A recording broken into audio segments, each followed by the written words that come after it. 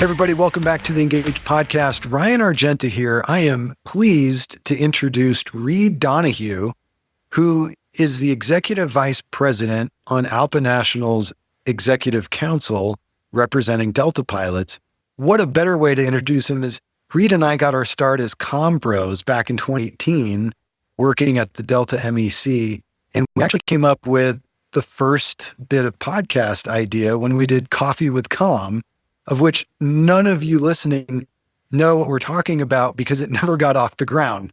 There's video of it somewhere on an ALPA server. Let me say hi, Ryan, and to the welcome Engage podcast audience. It's great to be doing something that's actually going to see the light of day. Yeah, and we're almost at 100 episodes now on the Engage podcast. But yeah, some grassroots. I don't know why we chose to do video as well, and it was just kind of a mess. But Coffee with Comm you may remember me from some of the scope videos, and I definitely am not a personality for video, so I don't know why we chose that either, to be honest. Yeah, but it was a growth moment, and so here we are. Engage is 3.5 years old, and we're almost at 100 episodes. So who do you have for the big 100? Can you tell the audience? It's going to be a TA.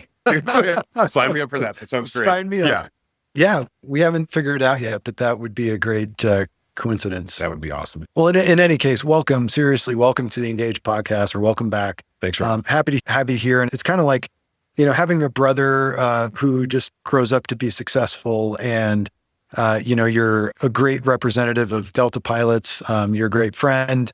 And for you to be on this executive council as a vice president, we're proud to have you. Appreciate that. Thanks, Ryan. I also think it's cool for pilots to know really a snippet of what the executive council does in short and what your role is, because you essentially work for or with ALPA National for the Delta MEC and Delta pilots. You are a fiduciary, which we all know that term. And so there's some pretty cool and exciting things that you'd like to discuss. What does the EC do?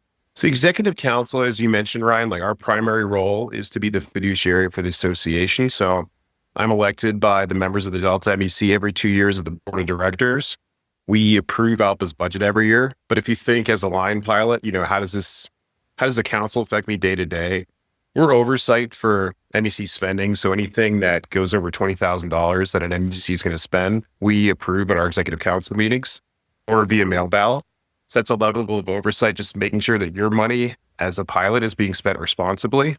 And the other part of that is if the MEC is going to hire somebody, whether it's an outside consultant or it's a new staff member, right, which is all going to draw on our dues funds, that's something that we approve. So, or disapprove. Or redirect, maybe. Redirect, look more into, particularly if we get into situations where we're hiring either a member or a former member, that's something that we look at very closely.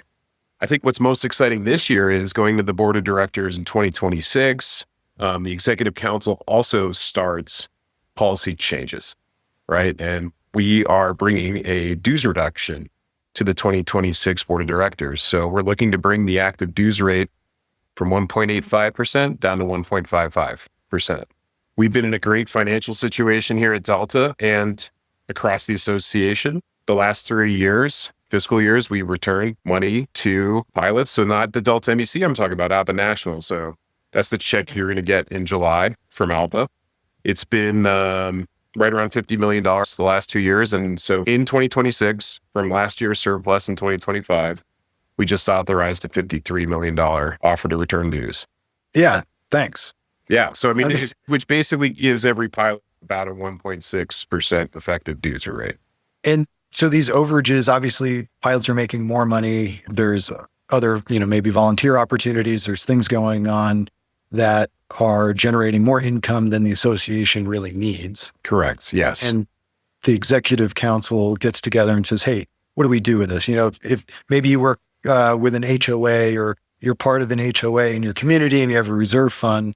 I know in mine, if the reserve fund, your savings account, so to speak, gets over a certain threshold, then we return that money to the homeowners. This is largely the same at a grand scale. Yeah. And it's, and there is a threshold, right? So part of the policy when Wes Clapper, who's the current VP of Finance for ALPA, when he came into office back in 2023, one of the first policies he worked with the council put in place was, hey, if we get a certain amount of surplus, we got to send at least a minimum amount back to the pilots.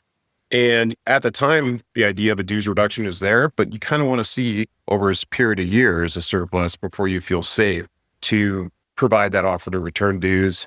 Yeah, so you want to see over a period of years a surplus of dues money before you look to cut the amount you're taking in. Yeah. And that's the situation we're in, right?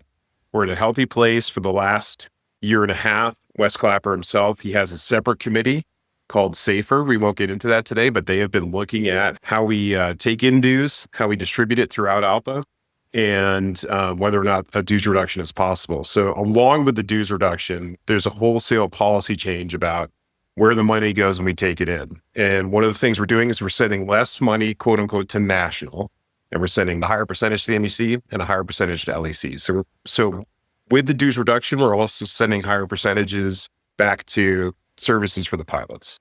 Yeah, which is great. And that makes sense because generally speaking, the flow of dues dollars comes out of our paychecks to ALPA National and then flows back down into the coffers of the Delta MEC and the local executive councils. Correct. And you are the gatekeepers for that money. And you're saying, look, let's flow more money back to the MECs, the LECs, and then the surplus from there goes back in pilots' pockets. Correct. Yeah. Which is cool. Yeah. So that's the spending limit formula is what you talked about. And that's part of the change is ensuring a higher percentage gets back to the MECs and LECs. Awesome. And why do you call it an offer to return? So this is just give it. It is a legal requirement that it is an offer to return the dues. And it has to do with varying dues rates for members, but it's a legal requirement. Okay. Maybe we just stick with that answer. Yeah, that's fine. So the other part of what we do, I mentioned earlier, is it's policy. So we look at the makeup of representatives in a local council. So for example, at the last board of directors, the members of the board work together to make sure that as our MECs grow and our local councils grow on the number of pilots they represent, there's a proper number of representatives. So we passed a resolution for large councils, which means you have 2 reps for every status, captain and first officer. So that gave New York 2 extra representatives. So that if you're a New York pilot, you have an issue, you pick up the phone, you're going to have a rep that's going to get back to you much sooner, right? And somebody that's trained up and can go in and represent you in a disciplinary hearing potentially. So that's one of the things that benefits the members. So we look at those sorts of changes and they come from all the way down to a local council meeting. Someone sees an issue with how we do business. They write a resolution. It goes to their MEC, comes up to the executive council. We take a look at it.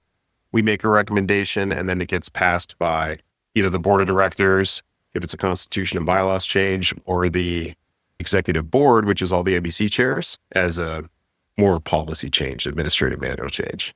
I always talk about, especially even with committees and certain things that go on at ALPA and kind of this hum in the background, right? Pilots are out doing their thing, flying the line, flying extra trips, dealing with some of the lifestyle, quality of life things that we all face, the challenges and, the happy times too. And then in the background, we have the executive council that people may or may not know about. And we're like, oh, cool, dues return. Oh, cool, rate reduction. But there's a lot of work that goes on behind the scenes. And this is no exception. Correct. And I think the day-to-day as well, where states have passed recently several laws that could affect pilots, right? Whether it's a kin care law or just sick leave laws. One of the things that the council has been doing is trying to push policies so that in those situations, we can get information to pilots about how you make use of those state laws, right? And not just that, defending those state laws from attempts to carve them out. So it's another area where the day-to-day life of a pilot, we are working on policy that reflects what's actually going on out there, right? Not policy from 15 years ago. Yeah, very good. Anything else you want pilots to know or anything you need from Delta pilots? I mean, you're a Delta Salt Lake 220 captain. Yes. So you are real. I exist in real life. And well, no, that's one of the great things about this job is that I fly the line most of the time. Yeah. And 2 times a quarter, I'm attending a meeting, but otherwise I'm out flying. But I would ask any pilot that's out there, continue to be engaged, listen to the podcast, show up to a local council meeting. If you have a good idea, bring a resolution, wear your ALPA pin, wear it proudly, wear your lanyard, put that contract 2026 bag tag on, and show you support the work that we're doing, because we're certainly working hard to support you all. Very good. You heard it here. Reed Donoghue, thanks for being here, man. It's so good to have you. And Thanks, Ryan. to have you. We're shaking hands. Yeah, we're shaking hands. You can't see it. He's wearing, he's an avid football soccer fan. Correct. And so he's wearing his U.S. World Cup jersey. 1994 Alexi Lawless denim wash vintage stars and stripes. Under a blue blazer with gold buttons and his ALPA pin and lanyard. It's quite a sight. But, well, good luck to Team USA, and good luck to you. Thanks for the info, and thanks for what you do for us in the background. Thanks, Ryan. You're listening to Engage, the podcast for Delta pilots. Follow us on Spotify, Apple Podcast, or your favorite podcast platform, and receive notifications when a new episode is available.